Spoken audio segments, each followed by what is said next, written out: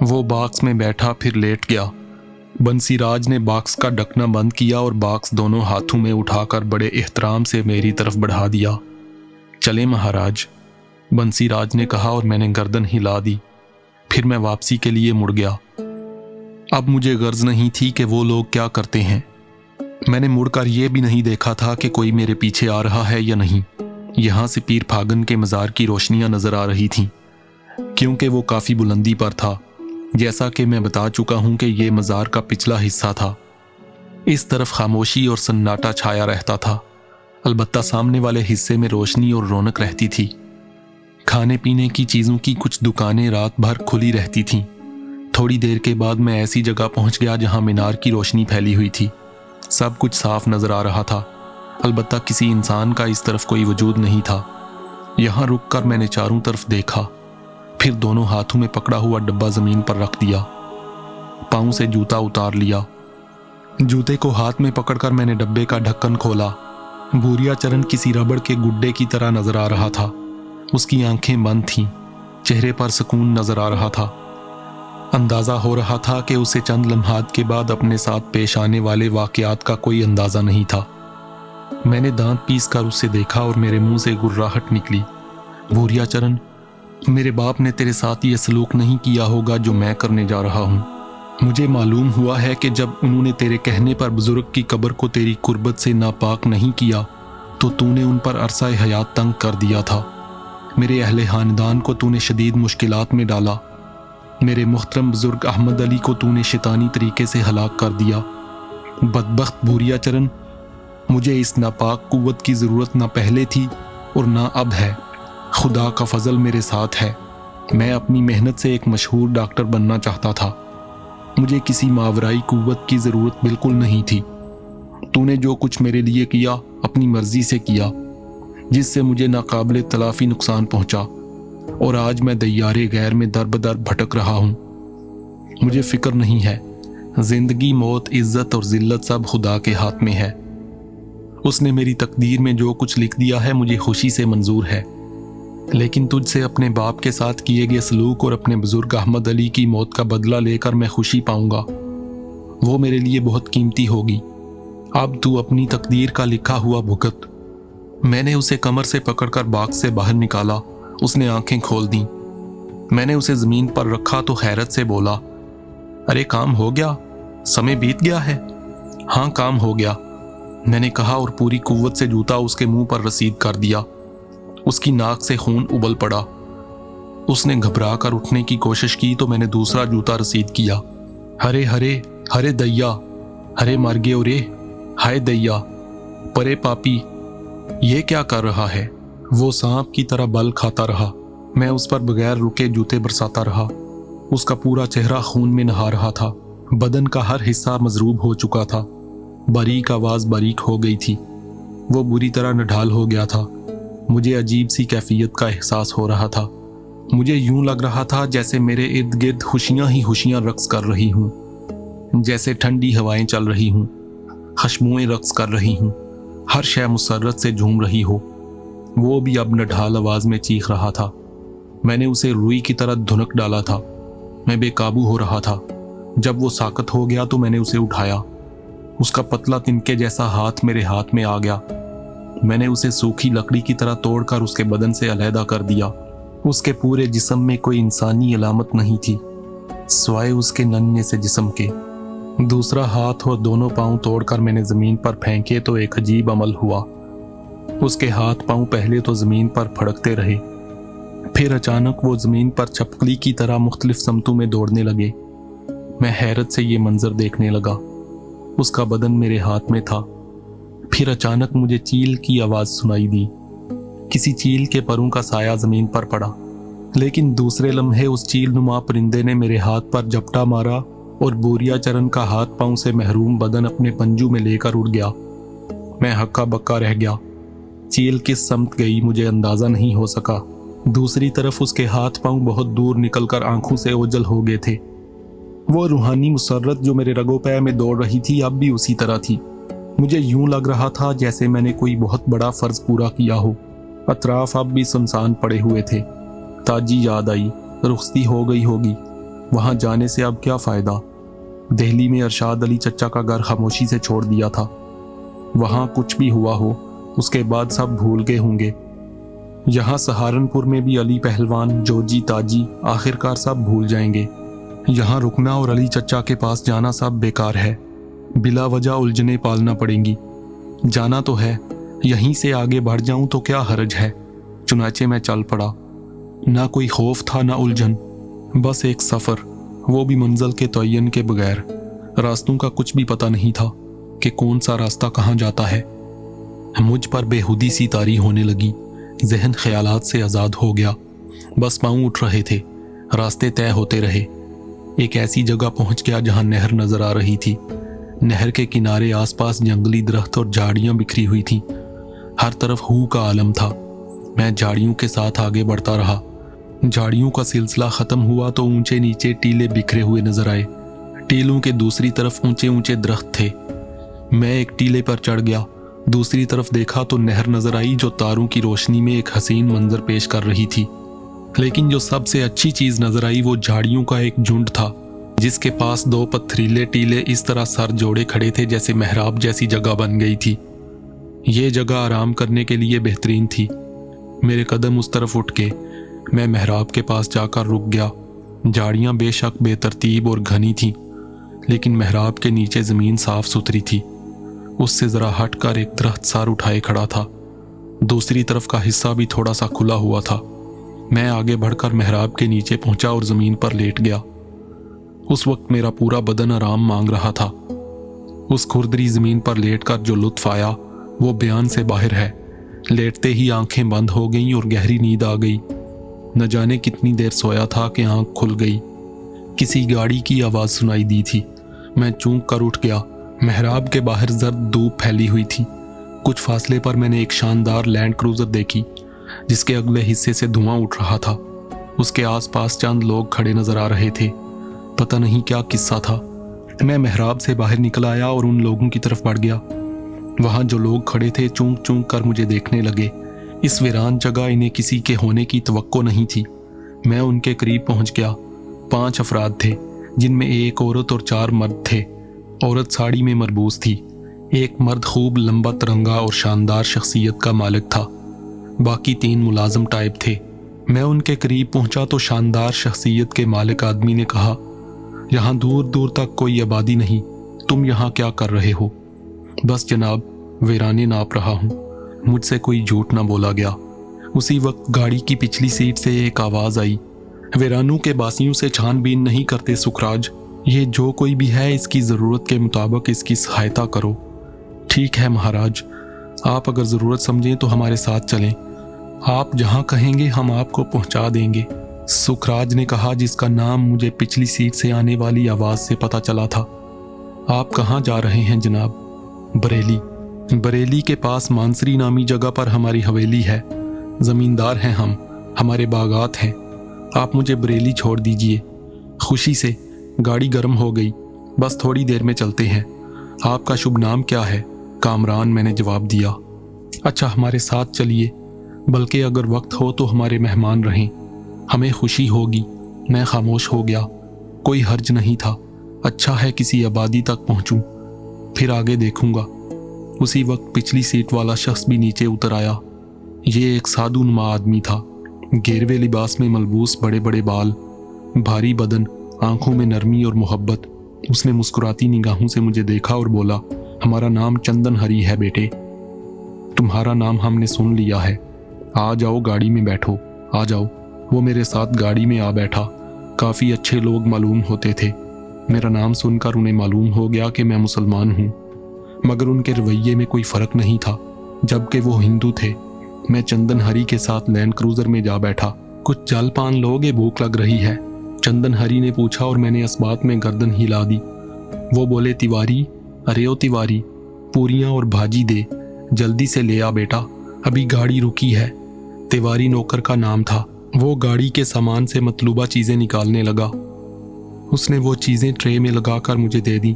سوڈے کی بوتل بھی نکال دے، چندن ہری نے پھر کہا، اور ملازم نے 2 بوتلیں میرے سامنے رکھ دیں۔ ایک لمحے کے لیے دل میں خیال آیا کہ یہ چیزیں پاک ہیں کہ نہیں، لیکن اس کا حل موجود تھا۔ मुझे बताया गया था कि किसी भी चीज़ का अपने लिए बेहतर या बदतर जांचने के लिए बिस्मिल्लाह शरीफ मौजूद है। पढ़ो और रूहानी लेबॉर्ट्री में चेक करो। मैंने यही अमल किया, मुतमईन हो गया, पेट भर गया। उस दौरान गाड़ी का नुक्स भी दूर हो गया। फिर सब लोग गाड़ी में आ बैठे और लैंड क्रूज़र स्टार्ट होकर चल पड़ी। मानसरी बेहद खूबसूरत इलाका था। राय सुखराज की हवेली देखकर उनकी शानदार हैसियत का अंदाज़ा हो जाता था। हवेली बिल्कुल जदीद तर्ज की थी। उसका एक हिस्सा कदीम तर्ज का ज़रूर था, लेकिन दूसरे हिस्से में हर तरह की आसाइशें दस्तयाब थीं। यहाँ तक कि खूबसूरत स्विमिंग पूल भी नज़र आ रहा था। एक हिस्से में मेहमान खाना था, जहाँ मेरे क़याम का बंदोबस्त किया गया। ये भी बेहतरीन जगह थी, हर आसाइश मौजूद थी, लेकिन मेरे लिए ये सब अजीब था। इतने अच्छे लोग थे, वो भी गैर मज़हब से। मुझे क्या करना चाहिए? रास्ते में मिले थे, इतना फासला तय करा दिया था। क्या मुझे इनकी मेज़बानी कबूल करनी चाहिए? कुछ वक्त तो यहाँ गुजारना होगा। जल्द ही सुखराज और चंदन हरी से इजाज़त मांग लूँगा। चंद घंटे भी नहीं गुजरे थे कि एक शख्स मेरी क़यामगाह में आकर बोला, मेरा नाम अल्लाह बख्श है जनाब। राय साहब ने मुझे बरेली से बुलाया है। बावर्ची हूँ, सामान बर्तन वगैरह लेकर आया हूँ। जब तक आप मेहमान रहेंगे आपका खाना पकाऊंगा। राय साहब ने हुक्म दिया है कि आप गोश्त भी खाना चाहें तो मैं पका दूं। मैं दंग रह गया। इतने अच्छे लोग कहाँ नजर आते हैं। मैंने बावर्ची से साफ मना कर दिया कि किसी भी तरह का गोश्त यहाँ ना लाया जाए। ताहम उसे उसके काम से नहीं रोका। रात को काफ़ी बेसकूनी रही। बोरिया चरण का ख्याल आता रहा। न जाने कितनी देर गए सोया था। सुबह जल्दी आंख खुल गई। बाहर बच्चों के शोर की आवाज़ें सुनाई दे रही थीं। ये आवाज़ें खिड़की से आ रही थीं जो खुली हुई थी। मैं सूरत हाल मालूम करने के लिए खिड़की पर पहुंच गया।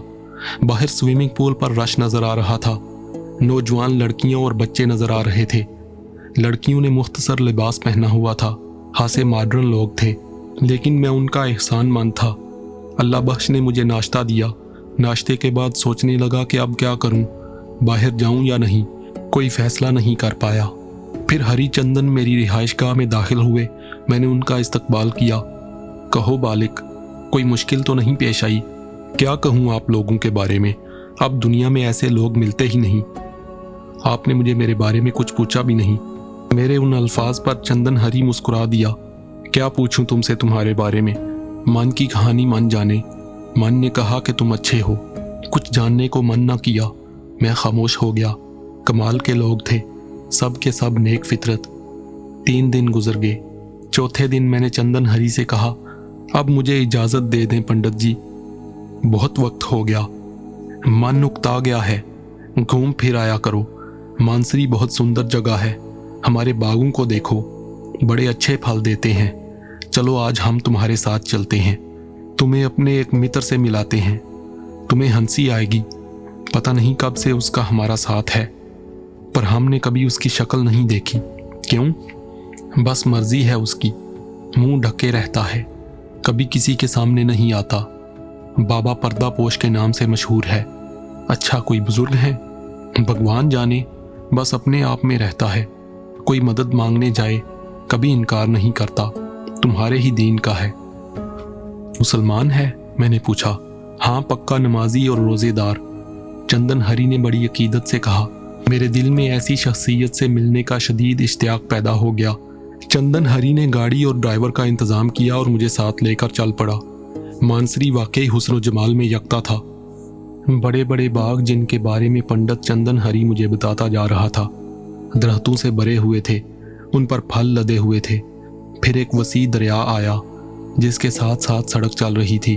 उसके कुर्बो जवार के मनाजर भी बेमिसाल थे। सफ़र काफ़ी लंबा था। फिर एक आबादी नजर आई।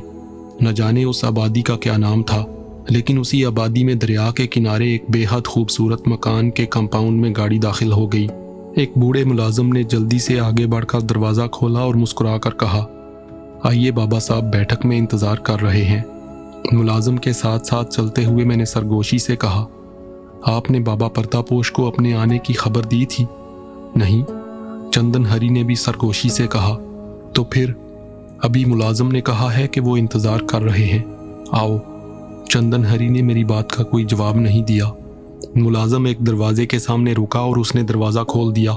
उसके इशारे पर हम अंदर दाखिल हो गए। जिस हाल नुमा कमरे को बैठक कहा गया था वो एक बेहद कीमती साजो सामान से आरास्ता ड्राइंग रूम था। एक नशिस्त पर सफ़ेद लिबास में एक शख्स बैठा हुआ था, जिसने सफ़ेद ही चादर ओढ़ी हुई थी, जिसमें उसका चेहरा छुपा हुआ था। हमें देखकर वो खड़ा हो गया। काफ़ी दराज कामत था। उसने बुलंद आवाज़ में सलाम किया। मुझसे पहले चंदन हरी ने उसका जवाब दिया। आइए चंदन हरी जी, माशाल्लाह आपकी सेहत हस्बे मामूल है। तुम जैसे मित्रों की दुआएं हों तो सेहत अच्छी होती है। आइए बैठिए आप भी भाई। क्या नाम है आपका? कामरान, मैंने जवाब दिया। बैठिए। ये चंदन हरी जी जो है ना, हमेशा मुझे अपना एहसानमंद कर देते हैं। मेरे मेहमानों को उन्होंने कितने प्यार से रखा है। मुंह धो रखो महाशय, मैं ये डाका जनी नहीं होने दूंगा जब तक मेरा दिल भरेगा नहीं। मैं इन्हें अपना मेहमान रखूंगा। चंदन हरी ने कहा, दिल पर इल्ज़ाम ना रखो, ये कभी नहीं भरता। क्यों कामरान, तुमसे बेहतर दिल के बारे में और कौन जानता है? लहू के इस कतरे पर कितने इल्ज़ाम आयद हैं। बाबा साहब ने कहा। एक लम्हे के लिए मुझे अंदाज़ा हो गया कि इस सफ़ेद पर्दे के पीछे कोई बड़ी शख्सियत छुपी हुई है। मुलाजिम का ये कहना कि बाबा साहब बैठक में इंतज़ार कर रहे हैं, जबकि चंदन हरी जी ने उन्हें अपनी आमद की कोई खबर नहीं दी। अब उन्होंने एक बड़ा पुरस्रार जुमला कहा था कि कामरान, तुमसे बेहतर दिल के बारे में और कौन जानता है। वो लोग बातें करते रहे। कुछ ही देर के बाद मुझे एहसास हुआ कि बाबा पर्दापोश की आवाज़ जानी पहचानी लग रही थी, लेकिन कोशिश के बावजूद ये याद नहीं आ रहा था कि ये आवाज़ मैंने कहाँ सुनी है। फिर अचानक बाबा साहब ने कहा, भाई अफलाक, मेहमानों की मदारत नहीं करोगे? दूर दूर तक कोई नहीं था। पता नहीं बाबा साहब ने किसको मुखातब किया था। कुछ लम्हों के बाद वो अपनी जगह से उठकर अंदरूनी कमरे में गए और एक बड़ी ट्राली धकेलते हुए अंदर आ गए। ट्राली पर ताज़ा पकी चीज़ें रखी हुई थीं। चंदन हरी ने मुस्कुराते हुए कहा, घर में मुझे कोई ज़रा भी बदपरहेज़ी नहीं करने देता। जब ये चीज़ें खाने को दिल चाहता है यहाँ चला आता हूँ। घर जाकर कभी नहीं बताता कि क्या खा कर आया हूँ। तुम्हें कभी नुकसान पहुँचा? कभी नहीं, चंदन हरी ने जवाब दिया।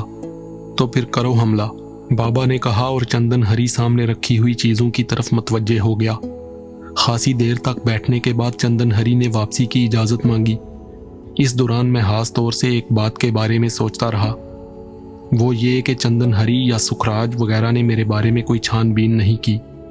अब इतनी देर गुजरने के बावजूद बाबा साहब ने भी मेरे बारे में कुछ नहीं पूछा। ये ज़रा गैर फितरी बात थी। चलें कामरान जी, इन्हें मेरे पास छोड़ जाओ, कुछ काम है, बाबा साहब ने कहा। तुम वाकई संजीदा हो, चंदन हरी ने किसी कदर खैरत से कहा।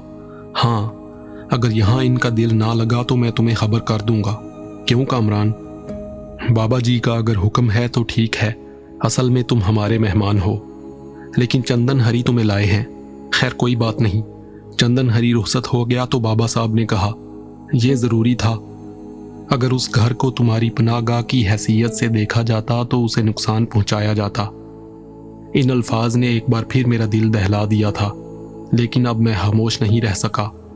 मैंने कहा, मुझे हैरत हुई है बाबा साहब, मुझे अंदाज़ा हो गया है कि आप मेरे बारे में बहुत कुछ जानते हैं। काबिल एहतराम हो, अपने ईमान की हिफाजत कर रहे हो, बहुत सारों को मुसीबत से बचाने के लिए कोशिश कर रहे हो। वहाँ महफूज नहीं थे, इसलिए हमने तुम्हें यहाँ रुकने की दरख्वास्त की।